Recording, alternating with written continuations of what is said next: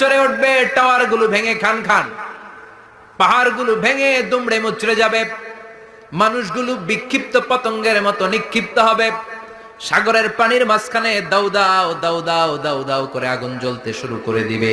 আল্লাহু আকবার। সেদিন মানুষের চোখ হবে ছানা বড়া, চন্দ্র সূর্যে কোনো আলো থাকবে না, মানুষগুলো দিক বিদিক পাগলের মতো দৌড়াবে, সবার মুখে এক কথা, পালাবো কই। আকাশ আর আকাশ থাকবে না। কাগজ যেমনি আমরা এরকম ফোল্ড করে ফেলি, ভাঁজ করে ফেলি, মন চাইলে কাগজকে যেমনি আমরা এরকম হাতের মধ্যে গুটিয়ে নেই, সেদিন আকাশটারে হাতের মধ্যে গুটিয়ে নিবে কে? মানুষগুলো পাগলের মতো দৌড়াবে। কেউ থাকবে টয়লেটে, কেউ হসপিটালে, কেউ মাজারে, কেউ বাজারে, যে যেখানে থাক, শুরু হয়ে যাবে কিয়ামতের এই ভয়াবহ দৃশ্য। দুধের বাচ্চাকে রেখে দিয়ে মা দৌড়ে পালাবে। দুধের বাচ্চা রেখে মা কোথাও যায়? কলিজার টুকরা এটা, দুধের বাচ্চা, এটারে ফেলে মা কোথাও যায় না। কিন্তু কিয়ামতের এই ঝাঁকুনির দৃশ্য দেখে, আল কারিয়া মাল ওমা আদরাকা মাল, এই দৃশ্য দেখে দুধের বাচ্চারে রেখে মা দিবে দৌড়। আমি আমার খুতবার শুরুতে সূরাতু আল কারিয়ার প্রথম 3টি আয়াত তেলাওয়াত করেছি। এই সূরার ভেতরে আল্লাহ তাআলা কিয়ামতের নকশা এঁকে দিয়েছেন, কিয়ামতের প্রামাণ্য বর্ণনা দিয়েছেন।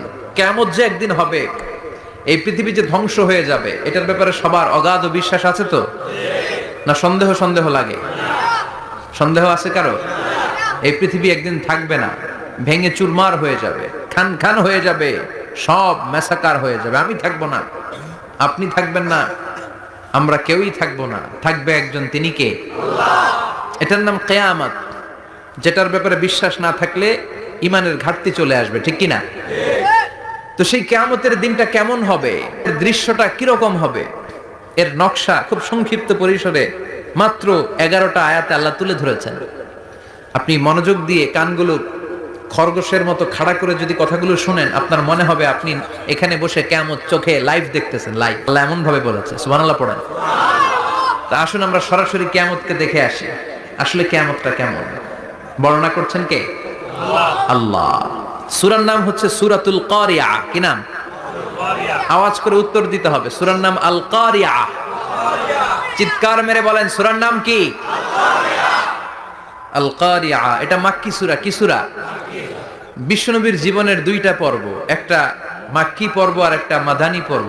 এটা মাদানী পর্বে নাজিল হয়নি, এটা নাজিল হয়েছে মাক্কি পর্বে। এই সূরার আয়াত সংখ্যা 11।